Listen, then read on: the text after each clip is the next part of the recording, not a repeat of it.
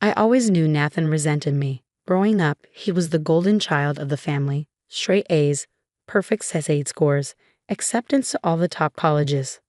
I was the quiet one, the tinkerer who spent weekends in my garage workshop instead of attending the family gatherings where everyone fawned over Nathan's latest achievements. "Why can't you be more like your cousin?"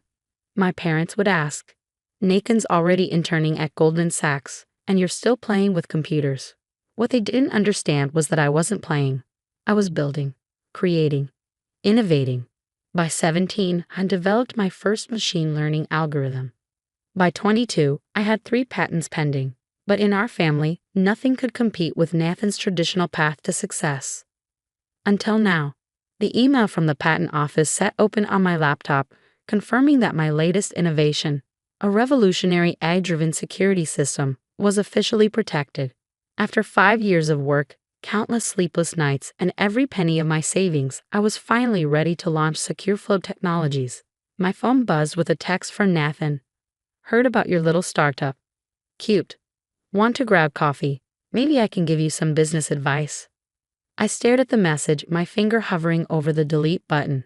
Nathan had been working at a major tech investment firm for the past 3 years, and he never missed an opportunity to remind everyone of his expertise in the industry. But maybe this was his way of extending an olive branch. Against my better judgment, I agreed to meet. The coffee shop was crowded when I arrived, but I spotted Nathan immediately. He always dressed like he'd stepped out of a business magazine. Perfect suit, perfect hair, perfect smile that never quite reached his eyes. "Alex," he stood up, gesturing expansively. "Look at you, all grown up and starting a company. Dad mentioned something about security software." I slid into the chair across from him, clutching my laptop bag protectively. "It's a bit more than that. SecureFlow is an AI-driven system that can predict and prevent security breaches before they happen.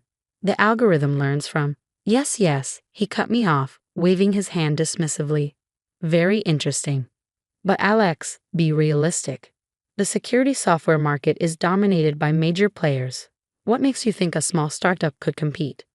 I pulled out my laptop, turning it to show him the prototype interface. "Because none of them have this. Look at the response time, the learning capability, the way it adapts to new threats in real time." For a moment, something flashed across Nathan's face, surprise, interest, before his expression settled back into its usual condescending smile. "Impressive for a hobby project," he said, taking a sip of his coffee, "but scaling something like this would take serious capital. Have you even thought about funding, market strategy, distribution channels?" "Actually, yes. I pulled out my business plan, the one I'd spent months perfecting. I've already had preliminary discussions with several venture capital firms. The early feedback has been very positive." Nathan's smile tightened slightly. "Oh, anyone I might know?" Quantum Ventures expressed interest, and Innovation Partners. Innovation Partners. Nathan sat up straighter. "Marshall Davis's firm?" I nodded, trying not to show my satisfaction at his reaction. Marshall Davis was a legend in the tech investment world, and though Nathan didn't know it yet, he was scheduled to see my full presentation next week. "Look, Alex," Nathan leaned forward, his voice taking on what he probably thought was a kindly tone. "Why don't you let me help? My firm specializes in emerging tech. We could acquire SecureFlow, develop it properly. You'd get a nice payout, maybe a consulting position." "I'm not looking to sell," I said firmly. "This is my company, my vision." "Don't be naive," he scoffed. "You really think you can run a tech company? You don't have the experience, the connections." "I have the technology," I countered. "Everything else can be learned." Nathan sat back, studying me with narrowed eyes. "At least let me see the full technical documentation. Maybe I can offer some suggestions before you embarrass yourself in front of serious investors." "The technical details are confidential," I said, closing my laptop. "But thanks for the coffee." As I stood to leave, Nathan called after me. "You're making a mistake, Alex. You're not cut out for this world.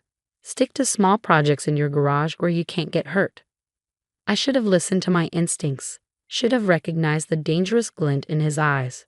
But I was too focused on my upcoming meetings, too busy preparing for SecureFlow's launch.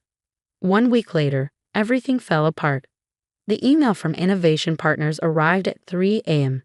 due to concerns about the originality and ownership of your core technology. We are canceling tomorrow's meeting. Evidence has been presented suggesting that SecureFlow's key innovations may be derived from existing patents. My hands shook as I opened the attached document, a detailed technical analysis comparing SecureFlow's architecture to a supposedly pre-existing system. A system that had been filed for patent protection just 2 days ago by a company where Nathan was a senior investment manager. I spent the next hour frantically checking other patent filings, my heart sinking with each discovery. Somehow, someone had accessed my technical documentation and filed patents for similar systems across multiple jurisdictions. SecureFlow's unique innovations were now buried under a web of competing claims. My phone started ringing. Other investors canceling meetings, partners pulling out of agreements, potential clients distancing themselves from the controversy. Then came Nathan's text. "Try to warn you, cousin. This is a big boy's game. Better luck next time." I sat in my dark office, surrounded by 5 years of work that had been stolen in a matter of days, and felt something inside me break. Not in despair, but in anger. Because Nathan had made one crucial mistake. He'd assumed I'd kept all my technical documentation in standard files, the kind his corporate hackers could easily access. He didn't know about my real development servers, the ones with timestamp commits going back years. He didn't know about the blockchain records I created, proving the evolution of my work long before his company's suspicious patent filings. And he definitely didn't know about the backup drive I'd given to Marshall Davis personally 3 months ago, long before I ever mentioned Innovation Partners to Nathan. I pulled out my phone and dialed a number I'd been saving for an emergency. "Marshall? It's Alex Chen. Remember that situation we discussed? The one you said might come up with certain aggressive competitors? It's happening, and I can prove it." Marshall's response was immediate. "Send me everything." "And Alex, the invitation to present at next week's industry showcase still stands. I think you'll find the audience very interested in what you have to share." I smiled grimly as I began gathering my evidence. Nathan thought he was playing a game of corporate theft. He was about to learn he'd walked into a trap, one that would expose not just this betrayal, but years of similar schemes his firm had perpetrated against other startups. Little did he know, his perfect reputation was about to crumble in front of the entire tech industry. And this time, everyone would be paying attention to the quiet cousin who worked in their garage. The Silicon Valley Tech Showcase was the industry's most prestigious annual event. CEOs, venture capitalists, and tech journalists packed the convention center, all eager to spot the next big innovation. I stood backstage, watching Nathan prepare for his presentation. He looked perfectly confident, of course. Why wouldn't he be? He thought he'd stolen my technology, buried my startup under fraudulent patent claims, and was about to present his company's groundbreaking security system to the tech world's elite. What he didn't know was that Marshall Davis had spent the past week building an airtight case against him and his firm. Every stolen innovation, every buried startup, every scheme they used to rob entrepreneurs of their work, all documented and verified. My phone buzzed with a text from Marshall. "Ready when you are. Legal team standing by." I took a deep breath, thinking about all the times Nathan had belittled my work, all the family gatherings where he dismissed my achievements. This wasn't just about revenge. This was about justice, not just for me, but for every innovator his firm had crushed. Nathan stepped onto the stage to enthusiastic applause. The giant screens behind him lit up with his company's logo as he launched into his well-rehearsed pitch. "Ladies and gentlemen," he began, smooth as ever, "today we're unveiling a revolutionary advancement in cybersecurity. Our AI-driven system can predict and prevent security breaches before they happen." I watched the audience lean forward, captivated by his presentation. Nathan had always been good at this part, the show, the performance, the perfect corporate pitch.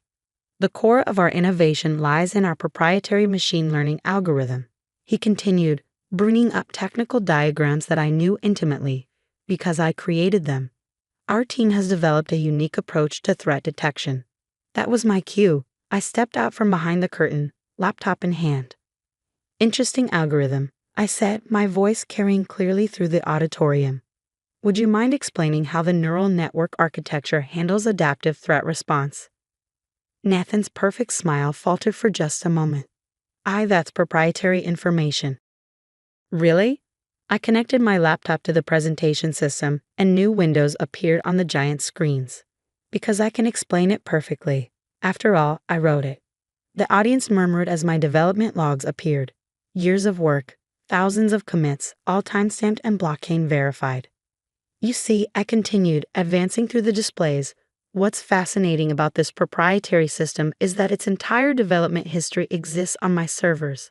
Every iteration, every improvement, every breakthrough, all documented years before your company's suspicious patent filings last week. Nathan's face had gone pale. Alex, this isn't the place. Oh, I think this is exactly the place. I turned to the audience. My name is Alex Chen. That revolutionary security system, it's called Secure Flow. It's my creation, developed over 5 years, with 3 legitimate patents granted last month. What you're seeing today is corporate theft on a massive scale. The room erupted in chaos. Journalists were furiously taking notes, investors were whispering among themselves, and security personnel were moving toward the stage. But I wasn't done. Marshall? I called out, would you like to share what your investigation uncovered? Marshall Davis stood up in the front row. My firm has documented 17 similar cases in the past 3 years. Promising startups approached by Nathan's firm, their intellectual property mysteriously appearing in competitor patents days later. A pattern of systematic theft that ends today. Nathan lunged for the microphone. These are baseless accusations. We have legal documentation. Fraudulent documentation. I cut in, bringing up more displays. Would you like to explain why your patent applications contain direct copies of my source code comments, including the Star Wars references I used to label my functions? A ripple of laughter went through the crowd. Nathan's face had moved from pale to ashen. Or perhaps, I continued, you'd like to explain this email chain from last week, where you instructed your tech team to scrub the metadata from stolen files? The same email chain you accidentally sent to my cloud backup address because it was listed in the copy documentation. You're making a huge mistake, Nathan hissed. But his perfect composure had cracked completely. Our lawyers will already be quite busy, Marshall interrupted, standing up. The SEC has been notified and the Patent Office is reviewing all applications from your firm for the past 5 years. But please continue threatening your cousin. I'm sure that will help your case. Security had reached the stage now, but they weren't approaching me. Instead, they moved toward Nathan as several official-looking individuals entered the auditorium. Mr. Reynolds? One of them called out. SEC Enforcement Division. We need you to come with us. What happened next would be talked about in tech circles for years. Nathan, the perfect corporate success story, having a complete meltdown on stage, screaming about family loyalty, about how I'd always been jealous of his success, about how someone like me didn't deserve to succeed in his industry. I gave you a chance, he shouted as security led him away. I offered to buy you out. You could have walked away with something, but now you'll have nothing. Our family will never forgive you for this. I stepped up to the microphone one last time. Actually, Nathan, I'm walking away with everything. My company, my technology, my integrity. And our family? I pulled up one final email on the screen, a group message from our relatives, expressing their horror at discovering Nathan's schemes. They're learning the truth about both of us. The aftermath was both better and worse than I'd expected. Nathan's firm imploded as investigations revealed the full scope of their intellectual property theft. Several executives faced criminal charges, and dozens of startups came forward with similar stories of betrayal. SecureFlow's legitimate patents were confirmed, and the technology was recognized as genuinely innovative. Investment offers poured in, but I chose to partner with Marshall's firm, maintaining control while gaining the support I needed to grow. The family fallout was intense. Nathan's parents refused to speak to anyone for months. My parents, finally confronted with evidence they couldn't ignore, struggled to reconcile their image of their perfect nephew with the reality of his actions. But others surprised me. Cousins I'd barely spoken to reach out to apologize for years of dismissing my work. Aunts and uncles who'd always praised Nathan's corporate success now asked about my technology with genuine interest. Last week, at the first family gathering I'd attended since the showcase, my Uncle James, Nathan's father, approached me quietly. I owe you an apology, he said, his voice rough. All those years we thought Nathan's path was the only right way to succeed. We never understood what you were building, never took the time to see your brilliance. It's not about brilliance, I told him.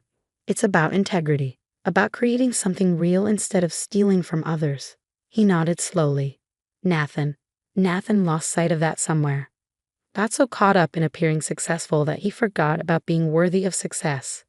That conversation sparked a larger one within the family about values, about different paths to achievement, about supporting each other's genuine efforts instead of just chasing status. Yesterday, I received an unexpected delivery at my office. Now a proper corporate headquarters instead of a garage workshop. It was my old robotics kit from high school, the one I'd used to build my first prototype. The note attached read, "Found this in the attic. Thought it belonged with someone who knows how to build something real. Love, Mom and Dad." I placed it on my desk, next to the framed copy of SecureFlaw's legitimate patents and a recent magazine cover featuring our technology. A reminder that success isn't about following someone else's path or meeting others' expectations. It's about staying true to your vision, protecting your integrity, and sometimes standing up to those who would steal what you've built, even if they're family. Especially if they're family. Nathan's trial starts next month. Some relatives think I should show mercy, ask for leniency. But real family loyalty isn't about protecting wrongdoing. It's about upholding principles that make us worthy of being called a family. Besides, as I told the SEC investigators, the evidence speaks for itself. Just like my code, my comments, my years of documented work. In the end, that's what matters in both technology and life. Not the story you tell about who you are, but the proof of what you've actually built. I'm busy building something new now, expanding SecureFlow's capabilities into exciting areas. And this time, when I present at the Tech Showcase next month, I won't be watching from backstage. I'll be center stage, sharing innovations that are truly mine, surrounded by people who value creation over theft, substance over appearance, and genuine achievement over stolen glory. Sometimes the quietest person in the family has the loudest truth to tell. It just takes the right moment and the right evidence to make everyone listen.